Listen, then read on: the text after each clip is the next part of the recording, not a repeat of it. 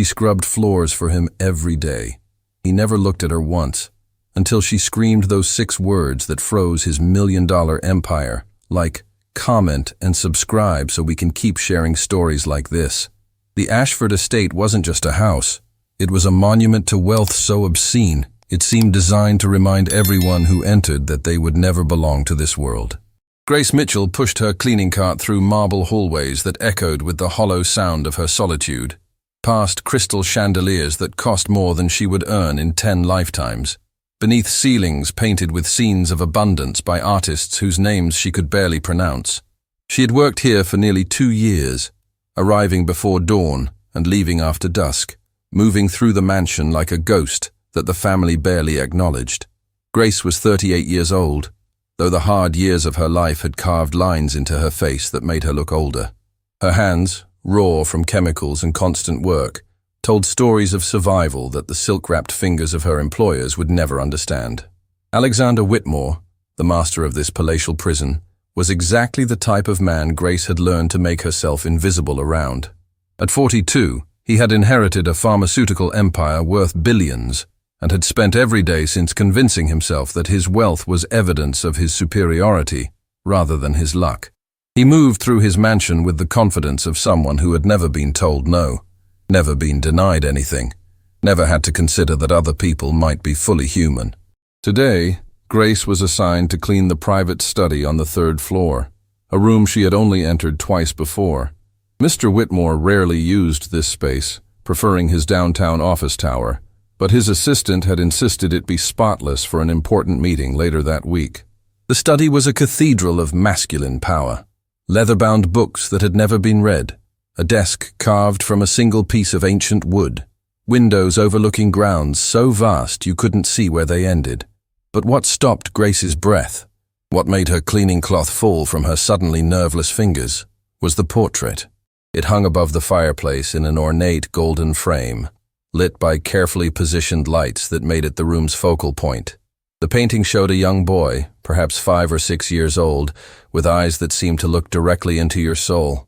There was something haunting in that painted gaze, something that spoke of old sadness dressed in childhood innocence. Grace felt the world tilt beneath her feet. She knew that face. She knew those eyes. She had seen them 25 years ago, in a place so different from this mansion that they might as well have existed in different universes. "No," she whispered, stepping closer to the portrait with trembling legs. "It can't be." Her mind catapulted backward through decades, past years of struggle and survival, past countless jobs and endless disappointments, all the way back to a gray building on the edge of the city where forgotten children learned that love was a luxury they couldn't afford. St. Catherine's Home for Children. That's where Grace had spent the first 18 years of her life, moving through a system that treated orphans like inventory to be managed rather than souls to be nurtured. And in that place, during one particular winter, there had been a boy, a small boy with those exact eyes, who had arrived in the middle of a snowstorm and had stayed only a few months before disappearing as mysteriously as he had come. "Thomas," Grace breathed, the name emerging from memories she had buried so deep she had almost convinced herself they weren't real. Little Thomas. She remembered him so clearly now, how he used to follow her around the orphanage, this tiny child who had attached himself to Grace because she was the only person who didn't treat him like he was broken. How he would cry at night, and Grace, herself, barely 13, would sneak into the younger children's dormitory to tell him stories until he fell asleep. How he had smiled so rarely, but when he did, it lit up the perpetual gloom of St. Catherine's like a candle in darkness. And then one day he was gone. The administrators had whispered about adoption, about a wealthy family, about paperwork that couldn't be discussed. Grace had asked about him for weeks, but the adults had told her to forget, to move on, that Thomas was in a better place now. She had tried. For 25 years, she had tried. "What are you doing?" The voice cracked through the study like a whip, making Grace spin around so fast she nearly knocked over her cart.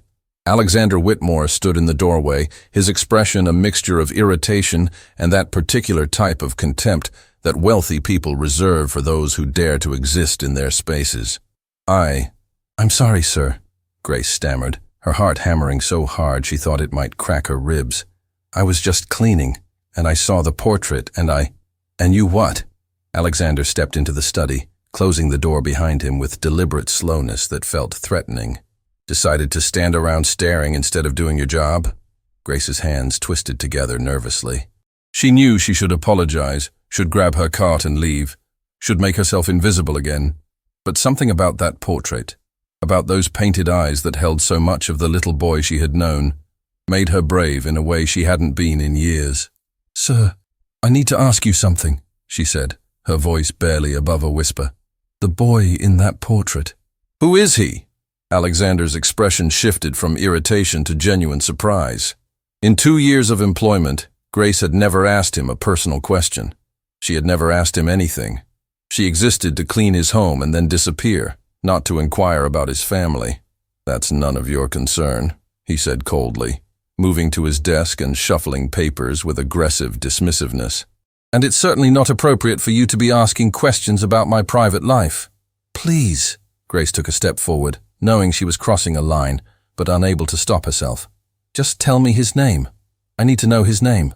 Alexander looked up at her with an expression that would have frozen water. "His name was Timothy. He was my son, and he died when he was 6 years old." Satisfied? The room spun. Grace gripped the edge of a chair to keep from falling. Timothy. Not Thomas, but those eyes. "Sir," Grace heard herself saying, her voice coming from somewhere far away. I think I knew him. Before. I think he lived with me in the orphanage."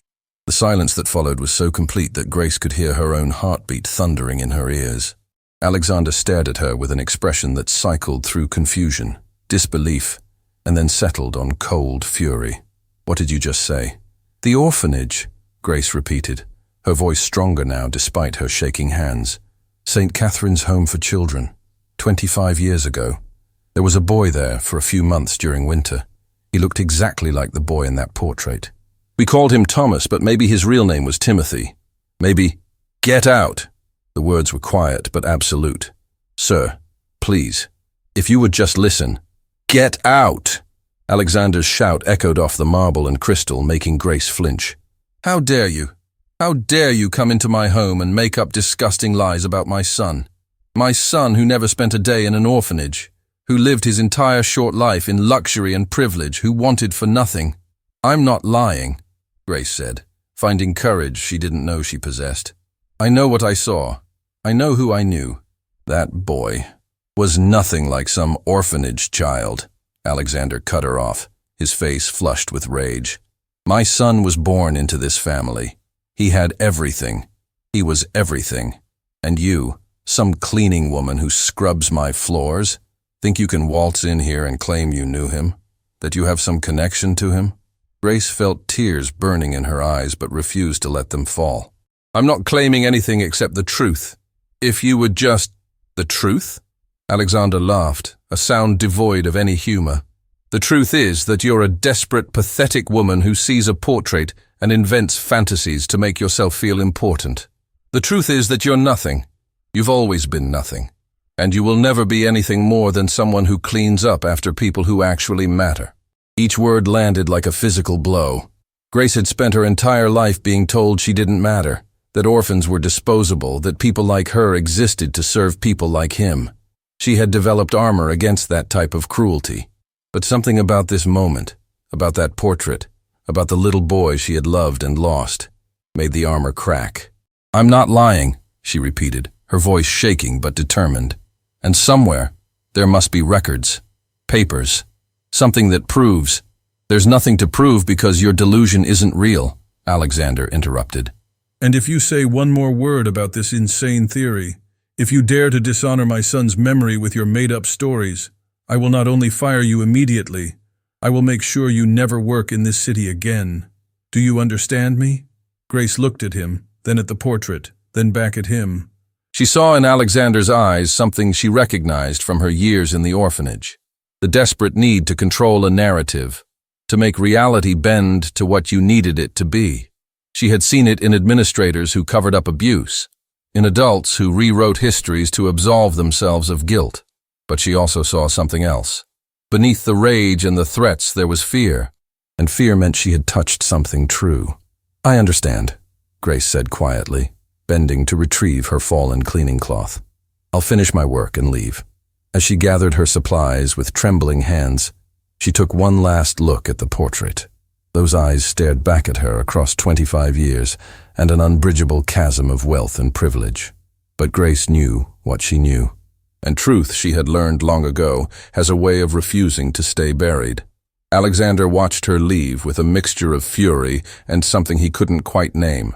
After the door closed, he found himself staring at the portrait of his son, seeing features he had memorized, trying to convince himself that this woman's claims were as absurd as they sounded. But in the deepest part of his heart, in a place he had locked away for decades, a small voice whispered a question he had spent 25 years trying not to ask. The voice that asked, "What if?" Grace didn't sleep that night. She lay in her small apartment on the edge of the city, staring at the water-stained ceiling while her mind replayed the confrontation in the study over and over. Alexander Whitmore's words still burned like acid. "You're nothing. You've always been nothing. And you will never be anything more than someone who cleans up after people who actually matter." She had heard variations of that message her entire life. But tonight, those words felt different. Because tonight, she knew something that Alexander didn't want to admit. And that knowledge, fragile as it was, gave her a power she had never possessed before. The next morning, Grace didn't report to the Ashford estate. Instead, she took the bus across town to a building she hadn't visited in over a decade, St. Catherine's Home for Children. The orphanage looked smaller than she remembered, more decrepit, as if the years had been as unkind to the building as they had been to the children who passed through its doors. The receptionist, a tired-looking woman named Helen, barely glanced up when Grace entered. "Can I help you?" "I used to live here," Grace said, her voice steadier than she felt. "Years ago. I'm trying to find records about a child who was here briefly. Around 25 years ago." Helen's expression shifted from disinterest to suspicion. "We don't just give out information about former residents. Privacy laws." "I'm not asking for private information," Grace interrupted gently. "I just need to know if there are any records of a boy who was here for a few months during winter. He would have been around 5 or 6. We called him Thomas." Something flickered across Helen's face. Recognition? Concern? Before Grace could identify it, the older woman's expression closed off completely. "You'll need to submit a formal request," Helen said, returning her attention to her computer screen. "In writing. We'll review it and respond within 60 to 90 days. "Please." Grace leaned forward, her voice urgent. "This is important. There's a family who might be looking for—" 60 to 90 days, Helen repeated firmly. "That's policy." Grace left the orphanage feeling defeated but not deterred. If official channels were closed, she would find another way. Her next stop was the city's public records office, a labyrinthine bureaucracy housed in a building that seemed designed to discourage anyone from actually accessing information. Grace spent hours filling out forms, waiting in lines, and being redirected from one department to another. Finally, a clerk with kind eyes and ink-stained fingers took pity on her. "Adoption records from that era are sealed," he explained sympathetically. "But death certificates are public record. If you have a name and approximate date, I can search." Grace gave him everything she knew. Timothy Whitmore died around 20 years ago, age 6. The clerk disappeared into a back room and returned 15 minutes later with a thin file. "Found it," he said, sliding the document across the counter. "Timothy Whitmore, age 6, died 23 years ago. Cause of death listed as complications from pneumonia." Grace stared at the certificate, her hands trembling as she read the details. Date of birth, date of death, parents' names, Alexander and Catherine Whitmore, place of death, Whitmore family estate. But something was wrong. The dates didn't align with her memories. The certificate said Timothy had died in March, but Grace remembered little Thomas leaving St. Catherine's in late January, claimed by a family who said they were adopting him. "Can I get a copy of this?" Grace asked. The clerk nodded, made a copy, and handed it to her. As Grace folded the document carefully into her purse, she noticed something else. The doctor who had signed the death certificate. Dr. Marcus Chen, private physician. Grace had a new lead. Meanwhile, across the city in his downtown office tower, Alexander Whitmore was having the worst day of his professional life. and it had nothing to do with business. He sat at his desk, supposedly reviewing acquisition proposals, but his mind kept returning to the cleaning woman and her impossible claim. Mr. Whitmore? His assistant, Jennifer, knocked softly on the door. Your 2 o'clock is here. Alexander waved her away irritably. Cancel it. Cancel everything for the rest of the day. After Jennifer left, looking concerned, Alexander turned to his computer and did something he hadn't done in years. He searched for information about St. Catherine's Home for Children. The orphanage had a minimal web presence, a basic site with donation information and a brief history. But Alexander dug deeper, finding news articles from decades ago, budget reports, inspection records. And then, buried in an article from 26 years ago, he found something that made his blood run cold. A photograph accompanying a piece about holiday donations to local orphanages. A grainy image showing a group of children. And there, in the back row, a small boy with familiar eyes, standing next to a teenage girl who was unmistakably a younger version of Grace Mitchell. Alexander stared at the screen, his heart pounding. It was impossible. Timothy had never been in an orphanage. Timothy had been born in their home, had lived his entire short life surrounded by luxury and love. Catherine would have told him. His wife would never have kept something like that secret. Would she? The question opened a door in Alexander's mind that he had kept locked for over 2 decades. Catherine had died 5 years ago, taking with her whatever secrets she might have carried. In the weeks before her death, ravaged by the cancer that would claim her life, she had tried to tell him things, confessions that tumbled out in morphine-clouded moments. But Alexander had silenced her, insisting she save her strength, not wanting their last days together to be about regrets and revelations. What if she had been trying to tell him about Timothy? Alexander grabbed his phone and dialed a number he rarely called. His late wife's sister, Margaret. Alexander? Margaret's voice carried surprise. They had barely spoken since Catherine's funeral. Is everything all right? I need to ask you something about Catherine, Alexander said without preamble. About Timothy. About his birth. The silence on the other end of the line stretched too long. Margaret, answer me. Was there anything unusual about Timothy's adoption? I mean his birth? The slip of the word, adoption, felt like his subconscious betraying him. Why are you asking this now? Margaret's voice had changed, become guarded. After all these years? Just answer the question. Alexander, some things are better left. Answer the question! His shout echoed through his office, years of suppressed suspicions exploding outward. Another long silence. Then quietly, Catherine made me promise. She made me swear I would never tell you. Alexander felt the world dissolving around him. Tell me what? That Timothy wasn't born to her.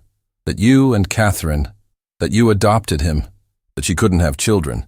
And she was so afraid you would leave her if you knew. So she arranged a private adoption and told everyone she had been pregnant. It was easier back then, with the right money and the right lawyers. No one questioned wealthy families. The phone slipped from Alexander's hand, clattering onto his desk. Around him, his office, filled with awards and photographs and evidence of success, suddenly felt like a mausoleum of lies. Alexander? Margaret's tinny voice came from the phone. Alexander? Are you there? She loved that boy so much. You both did. Does it really matter where he came from? But Alexander couldn't speak, because if Timothy had been adopted, then Grace Mitchell's claim wasn't crazy. It was possible, maybe even probable. He thought of the boy in the portrait, the son he had mourned for 23 years. And now, the possibility that this child, his child, regardless of biology, might have spent time in an orphanage before coming to them, that he might have suffered in ways Alexander had never imagined, was almost unbearable. Back across the city, Grace stood outside a modest clinic in an older neighborhood. The directory showed Dr. Marcus Chen, now semi-retired, still maintained a small practice here a few days a week. Grace had called ahead, claiming to be a family member with questions about a medical matter. The receptionist had reluctantly given her a brief appointment. Dr. Chen was in his 70s now, with gentle eyes behind thick glasses, and the patient demeanor of someone who had seen everything and judged nothing. "How can I help you?" he asked, as Grace settled nervously in the chair across from his desk. "I need to ask you about a patient from many years ago," Grace began. "A child, Timothy Whitmore. The doctor's expression didn't change, but something shifted in his eyes. That's a name I haven't heard in a long time. You signed his death certificate, Grace said, pulling the document from her purse. 23 years ago. Complications from pneumonia. I remember, Dr. Chen said softly. Tragic case. The family was devastated. What can you tell me about him? I'm afraid doctor-patient confidentiality. Doctor, please, Grace interrupted. I think that boy lived in the orphanage where I grew up. I think I knew him before the Whitmores adopted him. And I think there's something about his death that the family doesn't understand. Something that matters. Dr. Chen studied her for a long moment. Then, with a sigh that seemed to carry the weight of decades, he said, What I'm about to tell you violates every protocol I've ever followed. But I'm old, and I've carried this weight for too long. He leaned forward, his voice dropping to just above a whisper. Timothy Whitmore's death wasn't just tragic. It was preventable. That child came to the family already sick, weakened by malnutrition, neglect, exposure. The Whitmores did everything they could once they had him, but the damage was already done. And Catherine Whitmore, she blamed herself every single day. She told me once, near the end when she knew she was dying, that she had taken too long to get him out of the orphanage, that she had let paperwork and procedures delay things when her son was suffering. Grace felt tears streaming down her face. So he was Thomas. He was the boy I knew. I don't know what name he went by before the adoption, Dr. Chen said. But I know that child suffered before he found his family. And I know that Catherine Whitmore loved him absolutely, desperately, in a way that perhaps only someone who couldn't have children naturally could love. It wasn't perfect, and it wasn't enough to save him, but it was real. Does Alexander know any of this? Catherine never told him about the orphanage, about Thomas, about any of it, Dr. Chen said. She was terrified he would think less of their son if he knew. She wanted Alexander to remember Timothy as the perfect child who had always been theirs, not as a sick orphan they had rescued too late. Grace stood on shaking legs. Thank you, doctor. Thank you for telling me. As she walked out of the clinic into the fading afternoon light, Grace knew what she had to do. She had the truth now, or at least part of it. And Alexander Whitmore, whether he wanted to hear it or not, deserved to know who his son had really been.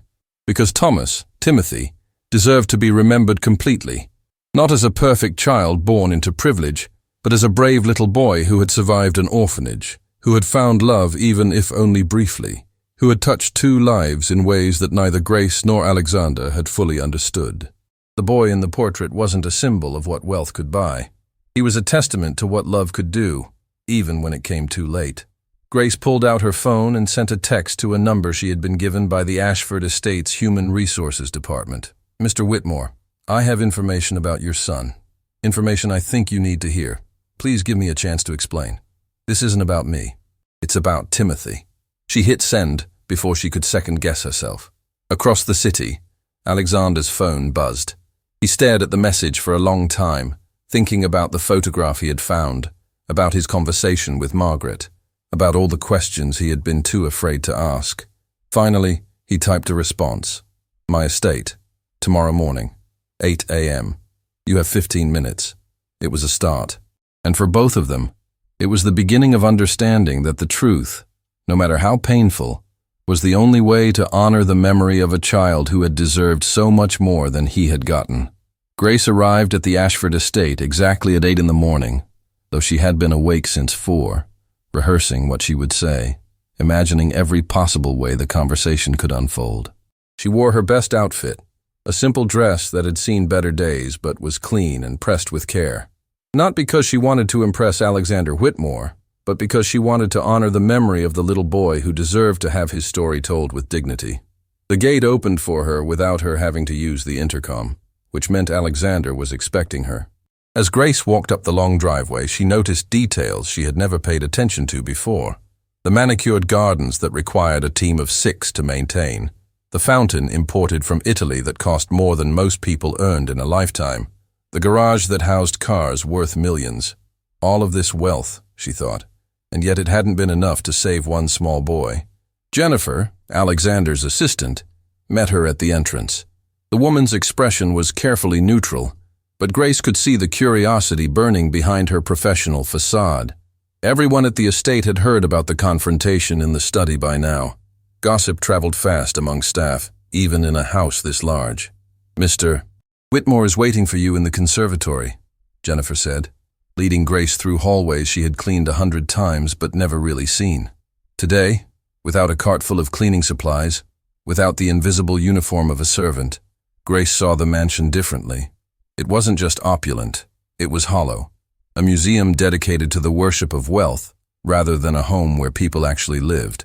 The conservatory was a glass-enclosed space at the back of the estate, filled with exotic plants and flowers that required constant care from a dedicated botanist. Morning light streamed through the windows, creating patterns on the marble floor that should have been beautiful, but felt cold instead. Alexander stood with his back to the entrance, staring out at the grounds. He had aged visibly since their last encounter. The confident, arrogant posture had been replaced by something that looked almost like defeat. "Thank you, Jennifer," Alexander said without turning around. "Please make sure we're not disturbed." After Jennifer left, closing the glass doors behind her, the silence stretched between them like a chasm. Grace waited, knowing that this time he would have to be the one to speak first. Finally, Alexander turned to face her. His eyes were red-rimmed, suggesting he had slept as poorly as she had.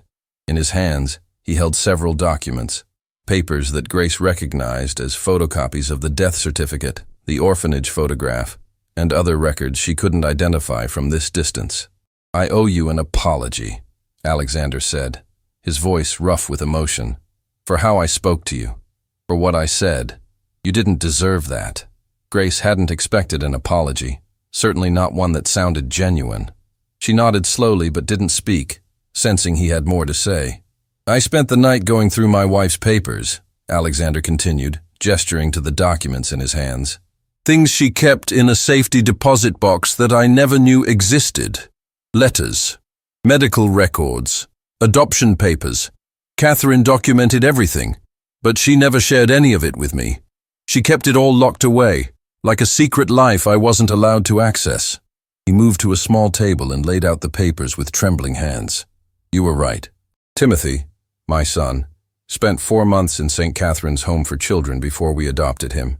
His birth mother had abandoned him there when he was barely 5 years old. No one knows who she was. The records just say she left him at the door during a snowstorm with a note pinned to his coat that said, 'I can't take care of him. Please give him a better life.'" Grace felt tears burning in her eyes. She remembered that snowstorm, remembered how the nuns had brought in a small, shivering boy whose lips were blue with cold, whose eyes held a terror that no child should know. "We called him Thomas at first," Grace said softly, "because he wouldn't tell us his real name. He didn't speak at all for the first 2 weeks, just cried at night and followed me around during the day like he was afraid I would disappear too." Alexander closed his eyes, pain etching deep lines in his face. "Catherine never told me any of this.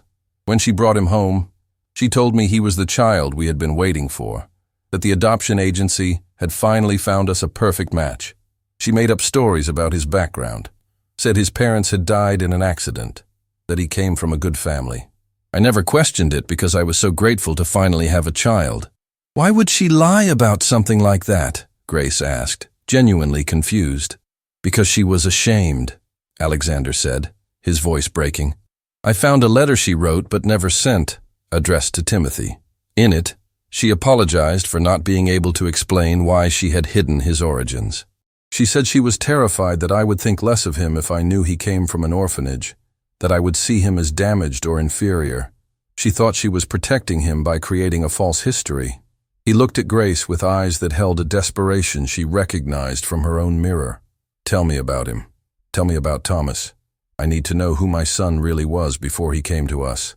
Grace moved closer, studying the photographs Alexander had spread on the table. One showed Timothy, Thomas, on what must have been his first day at the estate, dressed in expensive new clothes, looking overwhelmed and small. Another showed him with Catherine, who gazed at him with such fierce love it was almost painful to witness. "He was the bravest child I ever met," Grace began, her voice soft with memory. "Most kids who came to St. Catherine's were angry or withdrawn or just numb. But Thomas, even though he was terrified, even though he cried at night, he still tried to help others. He would share his food with younger children who were crying. He would hold their hands when they had nightmares. He had this way of understanding suffering because he lived it, you know? Alexander sank into a chair, covering his face with his hands. His shoulders shook with silent sobs that he tried desperately to contain. Grace continued, needing him to hear this, needing Thomas's full story to finally be told. There was this one time, during Christmas. The orphanage did a small gift exchange. Nothing fancy, just little things donated by churches. Thomas got a toy car, which was probably the nicest thing he had ever owned. And there was this other boy, younger than Thomas, who had gotten a broken coloring book. Thomas saw how disappointed the kid was, and without anyone telling him to, he traded, gave away his car for that broken coloring book. "Why?" Alexander whispered, lowering his hands to look at Grace with raw, unguarded eyes. "Because he said the younger boy needed something to make him smile more than Thomas needed a toy," Grace replied, tears streaming freely down her face now. "That's who your son was, even at 5 years old, even after being abandoned by his mother, even in a place where no one had enough of anything. He chose kindness." Alexander stood abruptly and walked to the windows, pressing his forehead against the glass. "And then Catherine came and took him away from you, from the only person who had shown him real love in that place. She saved him," Grace corrected gently. "When she came to adopt him, he was so sick. The orphanage was overcrowded, underfunded. Children got sick all the time, and most of them recovered. But Thomas, his illness was getting worse. I begged the administrators to take him to a doctor, but they said they couldn't afford it. And then one day, this beautiful woman showed up, and she looked at Thomas like he was the most precious thing in the world, and she just took him, signed papers, paid money, and took him to get help. But it was too late," Alexander said bitterly. According to Dr. Chen's notes, which Catherine also kept hidden, Timothy's lungs were already damaged by the time she got him to treatment. The pneumonia that killed him 2 years later, the doctor said it was a direct result of the neglect at the orphanage. If she had gotten to him sooner, if the adoption process hadn't taken so long, if someone had cared enough to get him medical attention earlier, "Then you're angry at the wrong people," Grace interrupted, her voice stronger now. "Don't be angry at Catherine for keeping secrets. She loved that boy, absolutely. Don't be angry at yourself for not knowing. You gave him 2 years of love and security he would never have had otherwise. Be angry at a system that treats orphaned children like they're disposable. Be angry at a society that lets children suffer in understaffed, underfunded institutions while mansions like this one sit empty." The words hung in the air between them, a challenge and a truth that Alexander had never been forced to confront. He turned to face her, and for the first time, Grace saw him as something other than the arrogant billionaire who had humiliated her.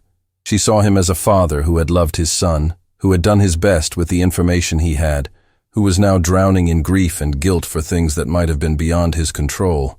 "I don't know how to make this right," Alexander admitted, his voice barely audible. "Catherine is gone. Timothy is gone. And I spent 23 years building a shrine to a child I didn't even fully know. I memorized his favorite foods, his favorite stories, the way he laughed. But I never knew about his bravery, his kindness, the suffering he endured before he came to us. I never knew about you." Grace moved closer, standing just a few feet from him now. "You can't make the past right. But you can honor his memory by understanding who he really was. Not a perfect child born into privilege, but a brave little boy who survived abandonment and neglect and still chose kindness. That's a legacy worth remembering." "Tell me more," Alexander said, almost pleading. "Tell me everything you remember about him. I need to know it all." So Grace did. She told him about how Thomas loved to draw pictures of houses with big windows because he wanted to see the sky, about how he would count stars at night through the orphanage windows, making wishes on each one, about how he learned to tie his shoes by watching older children and practiced for hours until he got it right, because he was determined to do it himself, about how he once told Grace that when he grew up, he wanted to be someone who helped sad children smile. With each story, Alexander wept more openly, grieving not just for the son he had lost, but for the child he had never fully known. And as the morning sun climbed higher, filling the conservatory with light that felt less cold now, something fundamental shifted between them. They weren't employer and employee anymore. They weren't even just two people sharing memories of the same child. They were two souls connected by love for a boy who had taught them both lessons they were only now beginning to understand. "Grace," Alexander said finally, using her name for the first time. "I want to do something. I want to create something in Timothy's memory. Something real. Something that honors who he actually was, not the sanitized version I've been preserving." "What did you have in mind?" "I don't know yet," Alexander admitted. "But I know I can't let his story end with a portrait in a study and a gravestone in a cemetery. He deserves more. The children like him, children who are suffering right now in places like St. Catherine's, they deserve more." Grace looked at this man who, just days ago, had told her she was nothing, and she saw in his eyes something she recognized from her own journey, the painful awakening that comes when you realize your comfortable assumptions about the world were built on foundations of ignorance and privilege. "Then let's figure it out together," Grace said. "For Thomas, for Timothy, for all the children who deserve to be seen." Alexander extended his hand, and Grace took it. The handshake between them was more than just an agreement. It was a bridge being built across a chasm of class and circumstance, constructed from the shared love of a child who had been brave enough to choose kindness, even when the world had given him every reason not to. Outside the conservatory, Jennifer watched through a window, her phone recording the scene without them knowing. She would later delete the video, deciding that some moments were too sacred to become office gossip.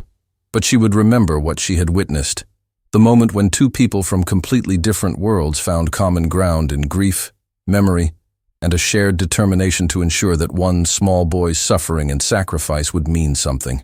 The transformation had begun, and like all real transformations, it started not with grand gestures, but with a simple choice. The choice to listen, to learn, and to let love be larger than pride. 3 days after their conversation in the conservatory, Alexander Whitmore did something he had never done in his 42 years of life. He stood outside St. Catherine's Home for Children, staring at a building that represented everything his privilege had protected him from seeing. The orphanage looked even more decrepit than the photographs he had found. Paint peeled from the walls in sheets, revealing layers of neglect that spoke of decades without proper funding. Windows were cracked and covered with cardboard in places where glass should have been. The small playground in front was empty, except for broken equipment that should have been replaced years ago. A swing set missing half its swings, a slide rusted through in places that made it dangerous to use. Grace stood beside him, having agreed to come back to this place she had tried so hard to forget. She had left St. Catherine's at 18 with nothing but a high school diploma and the clothes on her back, vowing never to return. But for Timothy, for the memory of the little boy who had been braver than any of them, she had agreed to guide Alexander through the geography of his son's suffering. "This is where they left him," Grace said softly, pointing to the entrance. "During that snowstorm I told you about. The nuns found him in the morning, huddled against the door, barely conscious from the cold. He had been there for hours." Alexander felt physically sick. He had spent Timothy's 5th year, the year before the adoption, planning an addition to his estate, debating between marble imported from Italy or Greece for a bathroom that would be used twice a year. While his future son had been left to freeze on the steps of an underfunded orphanage, Alexander had been obsessing over luxury fixtures. "I want to see inside," Alexander said, his voice tight with emotion he was struggling to control. Grace led him through the entrance. The receptionist, Helen, the same woman who had turned Grace away days earlier, looked up with a prepared speech about privacy and procedures. But when she saw who was entering, when she recognized Alexander Whitmore from the business sections of newspapers and the society pages, her expression shifted to something between shock and calculation. "Mr. Whitmore," Helen stammered, standing so quickly her chair rolled backward. We weren't expecting. How can we help you?" "I want to see where the children live," Alexander said flatly. "All of it. Don't clean anything up or hide anything. I want to see the truth." Helen exchanged a nervous glance with Grace, clearly uncertain how to proceed. The orphanage was a disaster by any standard, and having a billionaire witness, it could either mean salvation through donations or destruction through bad publicity. "I'll call the director," Helen said, reaching for the phone. "Don't," Alexander interrupted. "Just show me." What Alexander saw in the next hour fundamentally altered something in his understanding of the world. The dormitories where children slept were overcrowded. With beds so close together there was barely room to walk between them. The mattresses were thin and stained, the blankets threadbare and insufficient for winter nights. The heating system rattled and wheezed, clearly on its last legs, filling rooms with inadequate warmth that left corners freezing.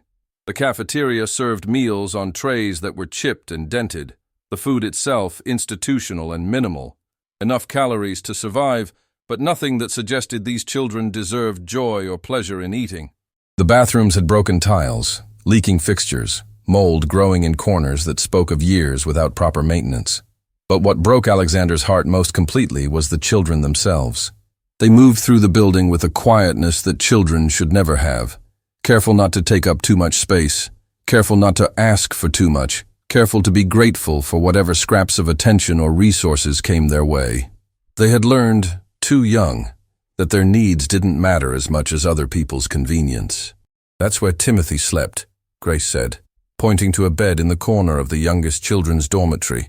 He liked that spot because he could see the window. He used to count stars at night when he couldn't sleep.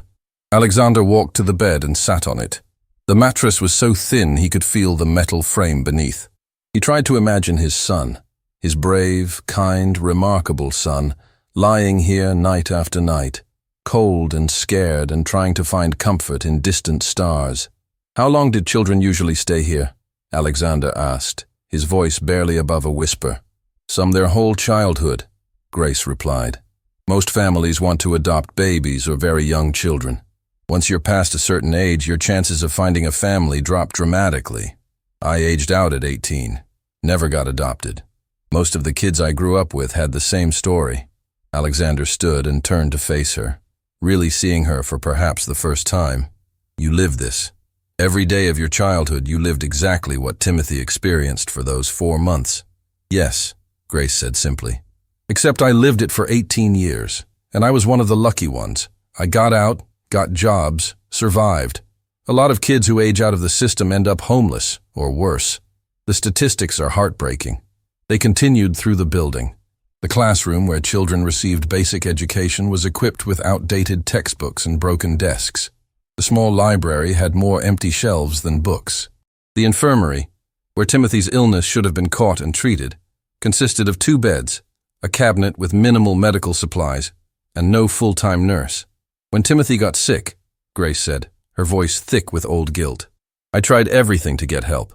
But the orphanage operated on such a tight budget that calling a doctor was considered a luxury. They would give us basic medicine and hope the children recovered on their own.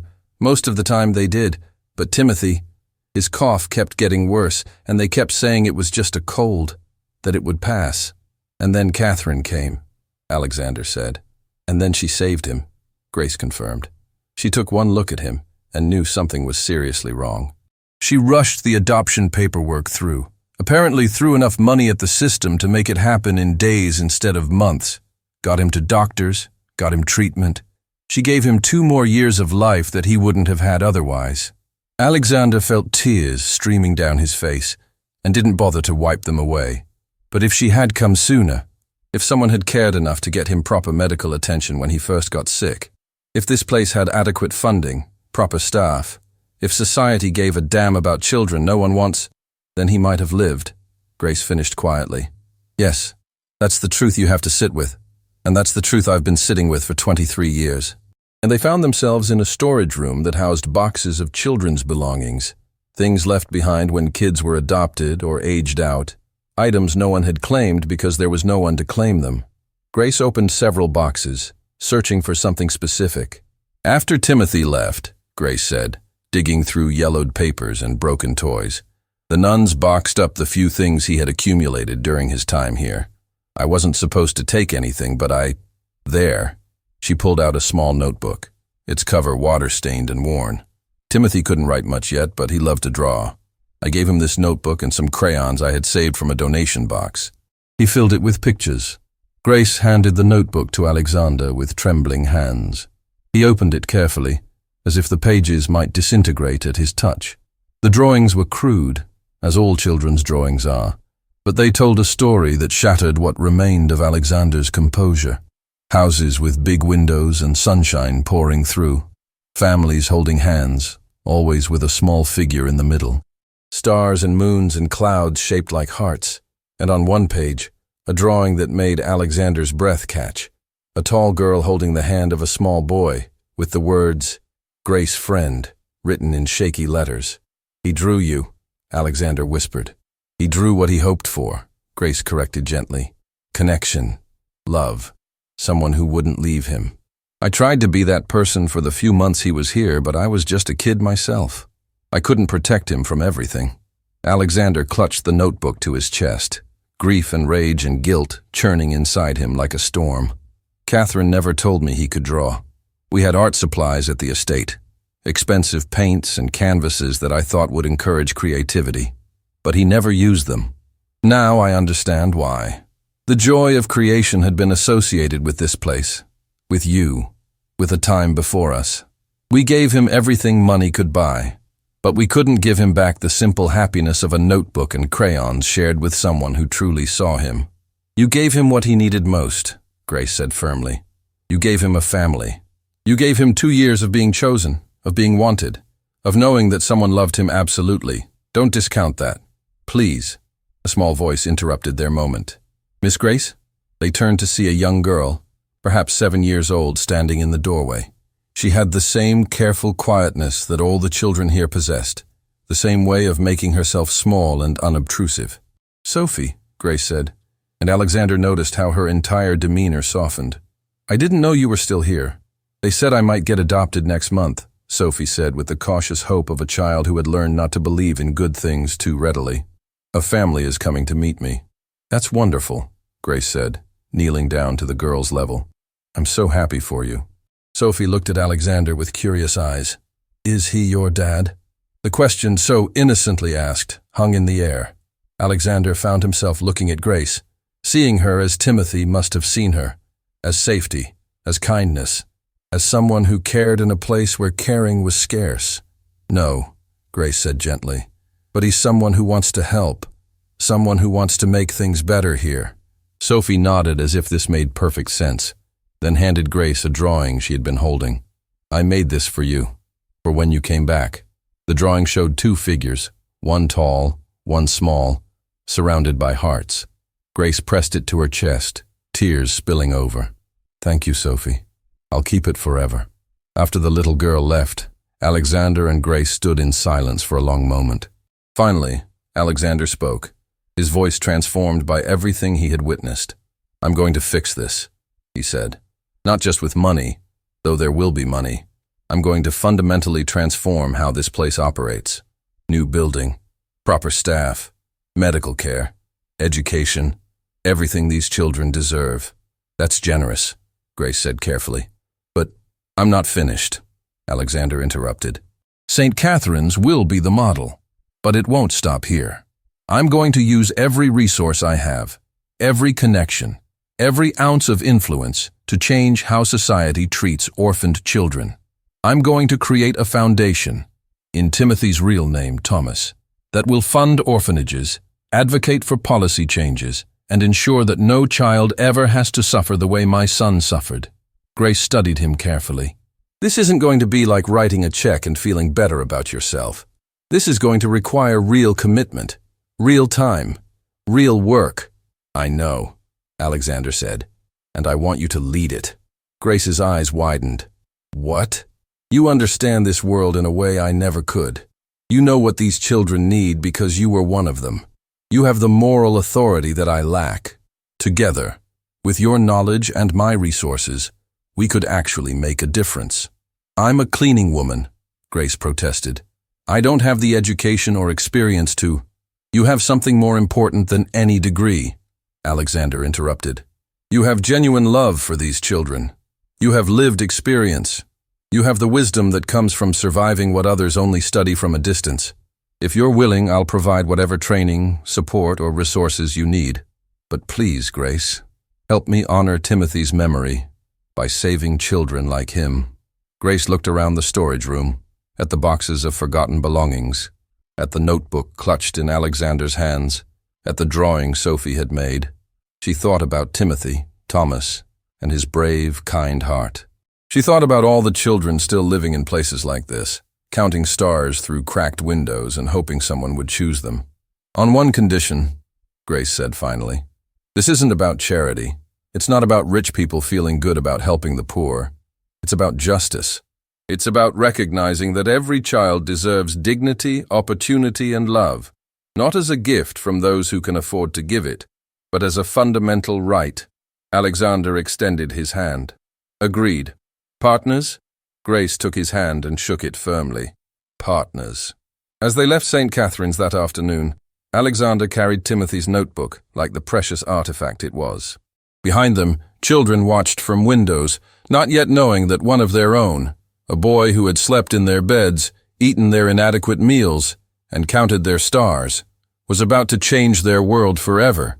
The transformation was accelerating, and this time it was fueled not just by guilt or grief, but by a genuine commitment to ensure that Timothy's suffering, and Grace's suffering, and the suffering of countless forgotten children would finally mean something.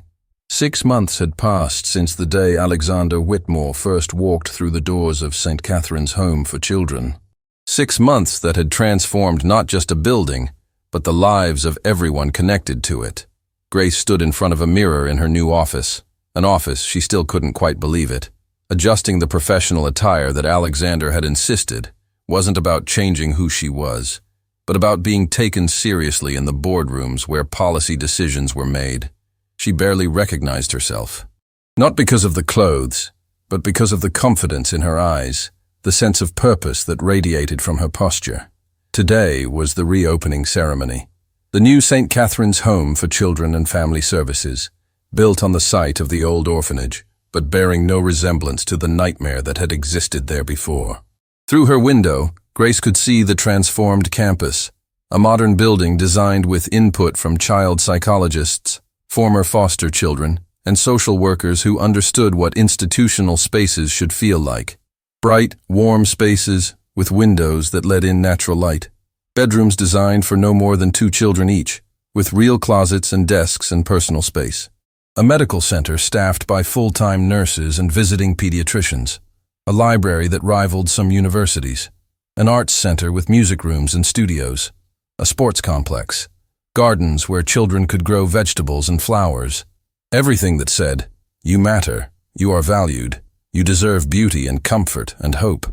But more than the physical transformation was what Alexander had done with his influence. The Thomas Whitmore Foundation had become a powerhouse of advocacy, lobbying for policy changes that would fundamentally reform how society treated orphaned and foster children. They had funded similar transformations at 17 other facilities across the country. They had established scholarship programs. They had created a network of support services for young adults aging out of the system. They had hired former foster children to leadership positions, ensuring that lived experience informed every decision. And today, they would honor the memory of the little boy whose suffering had sparked this revolution.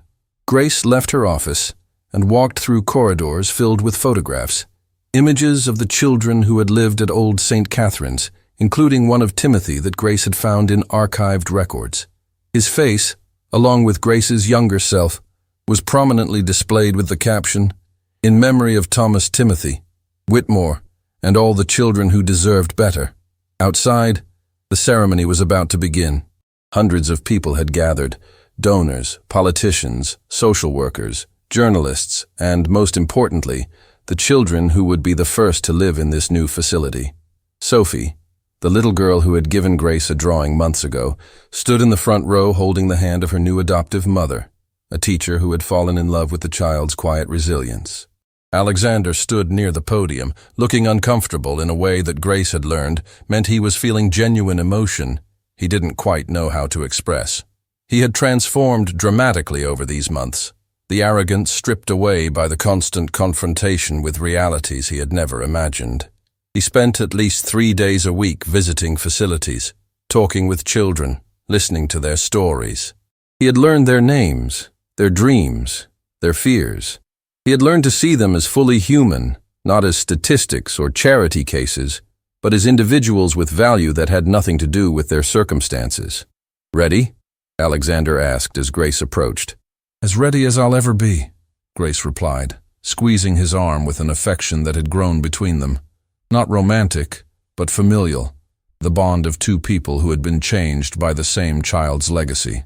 The ceremony began with speeches from politicians who were suddenly eager to be associated with child welfare reform, now that it was receiving positive media attention.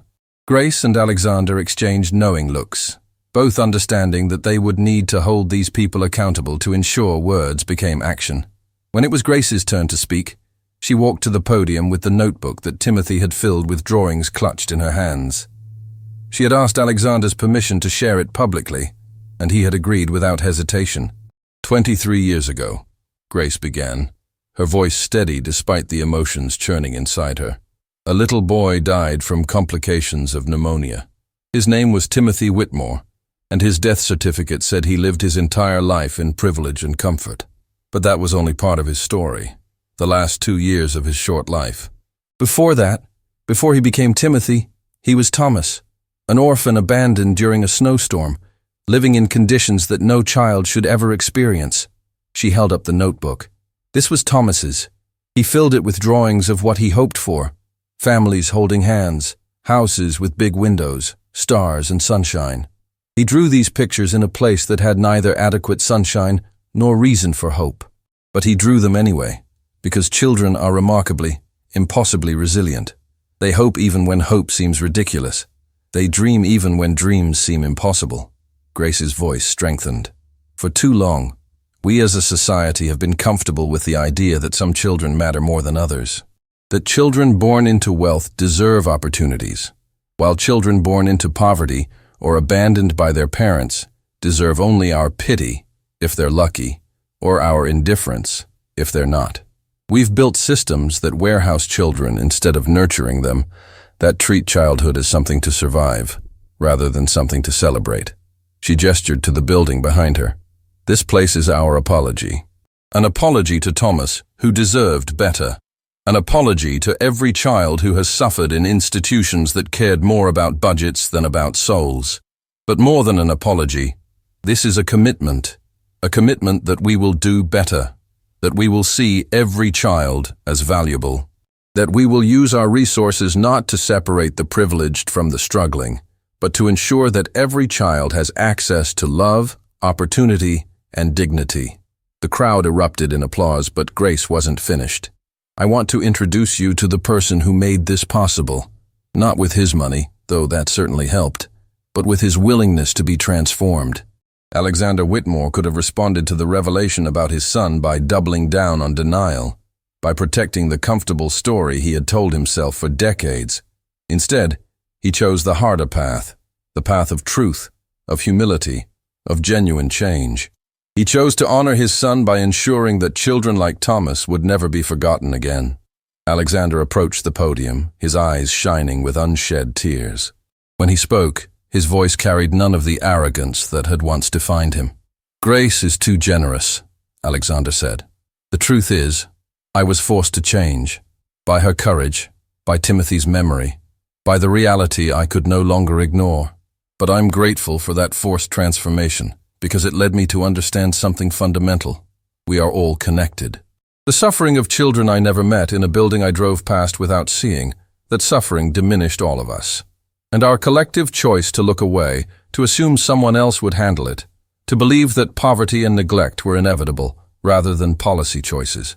Those choices made us all smaller, crueler, less human.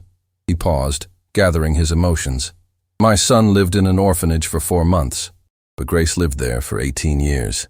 She survived everything that killed Timothy, and then she survived a world that told her she was worthless, because she came from nothing. She cleaned my floors while I walked past her like she was invisible. And when she finally insisted I see her, when she demanded I acknowledge the truth about my son, she gave me the greatest gift I've ever received. She gave me the chance to become a better man. Alexander's voice broke. Timothy was brave. He was kind. He shared his toys with children who had even less than he did. He counted stars from a bed that was barely a mattress and drew pictures of hope in a place designed to crush it. And I never knew any of this because I was so comfortable in my privilege that I couldn't imagine suffering that didn't affect me directly. He turned to face the crowd fully. So yes, we built this facility. And yes, we've committed hundreds of millions of dollars to similar projects across the country. But that's not the transformation that matters most. The transformation that matters is the one that has to happen in each of our hearts. The moment when we decide that we cannot be comfortable while children suffer, that we cannot be wealthy while others starve, that we cannot be fully human while treating anyone as less than human. The ceremony continued with a ribbon cutting, with children chosen to be the first to enter the new building, with tours that showed off everything the facility offered. But the most important moment came later, when the crowds had dispersed and only Grace and Alexander remained. They drove together to the cemetery where Timothy was buried. Alexander had commissioned a new headstone to replace the one that told only part of the story. The new stone read, "Thomas Timothy Whitmore, beloved son, you were brave when the world was cruel. You were kind when you had every reason not to be. Your light still shines below." The inscription were carved some of Timothy's drawings from the notebook. The stars he had loved, the houses with big windows, the families holding hands. Grace and Alexander stood before the grave in silence for a long time. Then Grace placed a bouquet of flowers, simple ones from the gardens at the new facility, grown by children who were learning that they could create beauty. "Do you think he knows?" Alexander asked quietly. "Do you think he knows what his life meant? What he changed?" "I think he always knew his life mattered," Grace replied. "Even when adults told him otherwise, even when systems treated him as disposable, I think he knew in his heart that he was valuable. That's what made him brave enough to be kind. And now we're just catching up to what he already understood." Alexander nodded, wiping tears from his face. "I wish I could tell him I'm sorry. Sorry it took me so long to see what should have been obvious. Sorry I wasted so much time on things that didn't matter while children like him suffered." "You're telling him," Grace said gently, gesturing to the transformed orphanage visible in the distance. "Every child who sleeps in a comfortable bed tonight, every child who receives medical care, every young adult who gets support instead of being thrown out at 18, they're all hearing your apology. And more importantly, they're receiving something that means more than words. They're receiving the justice that Timothy deserved, but never got." They stood together as the sun set. Two people from completely different worlds, united by love for a child neither of them had been able to save, but whose memory was saving countless others. Over the following years, the Thomas Whitmore Foundation would touch millions of lives. Policy reforms they advocated for would become law. The model they created at St. Catherine's would be replicated across the country and eventually around the world. Young people who aged out of their facilities would go on to become doctors, teachers, social workers, politicians, carrying forward the message that your beginning doesn't determine your ending, that society has an obligation to support every child, that we all have value regardless of circumstance. But the real transformation, the one that mattered most, was quieter and more personal. It was Alexander learning to see people he once walked past without noticing. It was Grace discovering that her survival and her experiences weren't sources of shame, but sources of wisdom that could guide others. It was Sophie and hundreds of children like her learning that they deserved love, not as charity, but as a right. And somewhere, in whatever place exists beyond this world, a little boy who had once drawn pictures of hope in a place that offered none was finally at peace, because his life, short and painful as it had not been meaningless. His brief presence in the world had changed it fundamentally. His courage and kindness had inspired a revolution. His memory had become a light that would never be extinguished. On the one-year anniversary of the new facility's opening, Grace found a letter on her desk. It was from a teenager who had lived at the old St. Catherine's, who had aged out into a difficult life, who had struggled with addiction and homelessness before finally finding stability with the Foundation's support services. The letter said, "I used to think my childhood in that place meant I was worthless, that I deserved suffering because no one had chosen me. But when I learned about Thomas, about how someone who started where I started could be remembered with such love, could inspire such change, I realized something.